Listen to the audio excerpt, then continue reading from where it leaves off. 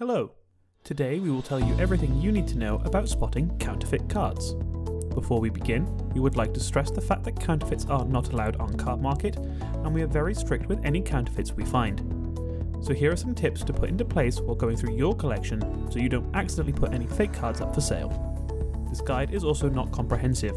It won't tell you every single type of forgery you might come across, just some of the major red flags you can look out for. Card forgery varies from game to game. This video will focus on forgeries in the Pokémon TCG. Let's begin with this example. Notice the accent on the word Pokémon. If you ever see a card forgo this accent, it's almost certainly a fake. It's highly unlikely that it would be a printing error. Also notice the energy costs and weakness symbols on both cards. In the case of the counterfeit, the symbol inside the circle takes up most of the symbol and is off-center. This will often happen with counterfeit cards and is a good indication of a forgery. I would like us to pay some attention to the gold border. While gold bordered cards do exist in Pokémon, they are limited to very specific cards. Rare holos from Delta species and secret rare gold cards. As this is neither, it must be a fake. Now let's have a look at some more examples. Look at the evolution stage on this card. Hitmonchan is a basic Pokémon, yet, on this card, it is a stage 1 Pokémon that evolves from Togepi. Counterfeiters often take cards and replace the images without properly editing the text.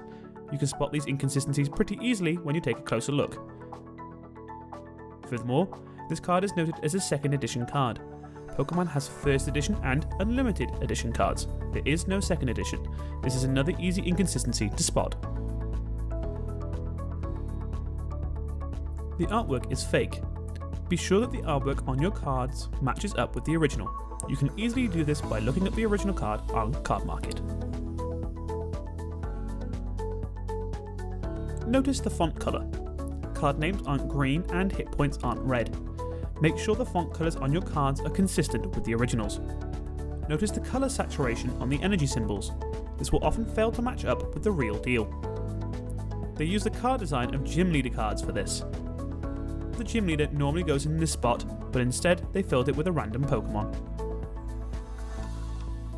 Now, let's look at this card. Can you spot why it's a counterfeit? Once again, look at the difference between the two fonts. You can clearly see the difference between the two instances of the attack, Powerbind. Notice the border between the two cards. The border on the original card is incredibly thin. The margin of error is very small on GX cards, except with the occasional miscut. On the fake, you see a very thick border on all sides of the card, which isn't possible on a real card. You will also notice a textured finish on the genuine card. This is next to impossible for counterfeiters to reproduce and is present on all full art cards. As a result, a lack of texture on the foiling is one of the easiest ways to identify a fake full art card.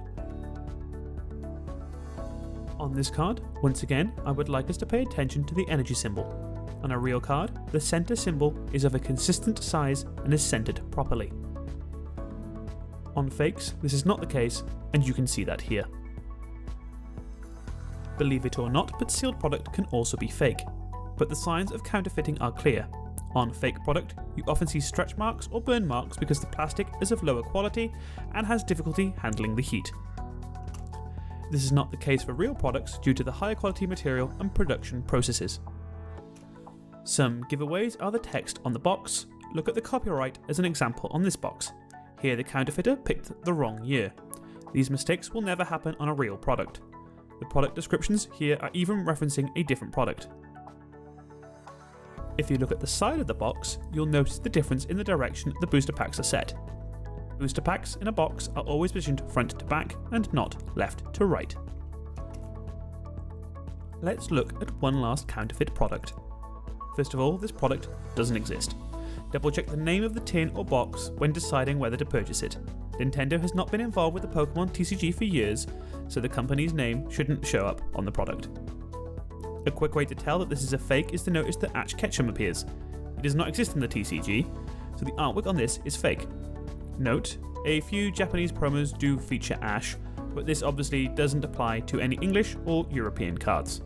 Any English or European product that has Ash on it is a fake. Pokémon USA Inc. has not existed since 2009. Any product from after 2009 with this name is fake. anything starting with the Diamond and Pearl series is after 2009. Additionally, the image on this box is not TCG related. It comes from the Pokémon video games. Official sealed product will, of course, use TCG art. Finally, sealed packaging will always have the Pokémon watermark on the packaging. This is a Pokéball with the Pokémon below it as text. Some counterfeits will copy this watermark but will often leave out the copyright symbol next to the N in Pokémon. Before we go, thanks for watching, and we hope that this video was both helpful and enjoyable to you. We wish you the best on your future orders.